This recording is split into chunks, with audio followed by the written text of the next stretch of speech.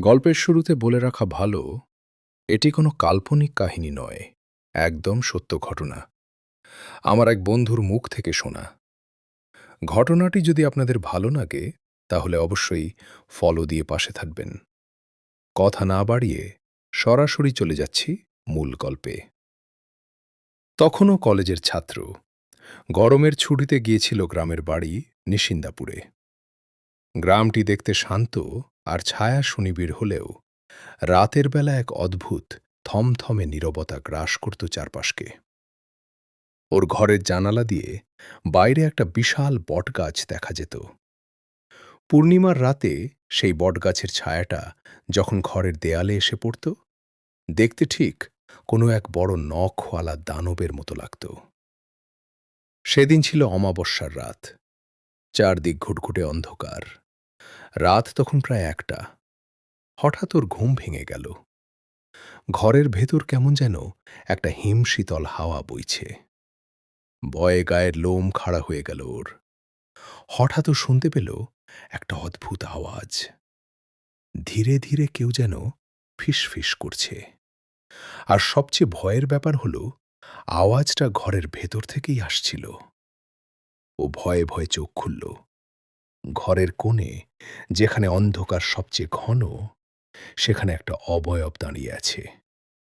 কুচকুচে কালো। অবয়বটা মানুষের মতো দেখতে হলেও তার কোনো মুখ নেই, শুধু দুটো চোখ আগুনের মতো লাল হয়ে জ্বলছে। ও চিৎকার করতে চাইল, কিন্তু গলা দিয়ে কোনো আওয়াজ বের হল না।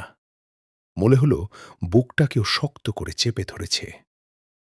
ঠিক তখন সেই কালো অবয়বটি আস্তে আস্তে ওর দিকে এগোতে শুরু করল। তার হাঁহাটার কোনো শব্দ ছিল না। সে যতই কাছে আসছিল, ঘরের তাপমাত্রা ততই যেন মাইনাসে নেমে যাচ্ছিল। ওর নিঃশ্বাস বন্ধ হয়ে আসছিল।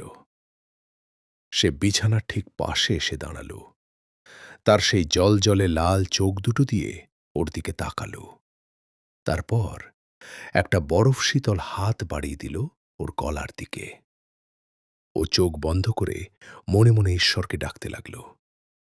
ঠিক তখনই দূর থেকে গ্রামের মসজিদের আজানের ধ্বনি ভেসে এলো। আজানের শব্দটা কানে আসতেই একটা বিকট আর্তনাদ শুনতে পেল ও। চোখ খুলে দেখল, ঘরের কোণের সেই কালো ছায়াটি মুহূর্তের মধ্যে বাতাসের সাথে মিলিয়ে সকাল হতেই ও সেই ঘর ছেড়ে চলে আসে। আজ এত বছর পরও মাঝরাতে যখনই ওর ঘুম ভেঙে যায়, ওর মনে হয় সেই অন্ধকার অবয়বটি আবার বুঝি ওর বিছানার পাশে এসে দাঁড়িয়ে আছে। তো বন্ধুরা, এই ছিল আজকের গা শিউরে ওঠা ঘটনা। গল্পটি আপনাদের কেমন লেগেছে কমেন্ট করে অবশ্যই জানাবেন। ভালো লাগলে লাইক এবং শেয়ার করতে ভুলবেন না।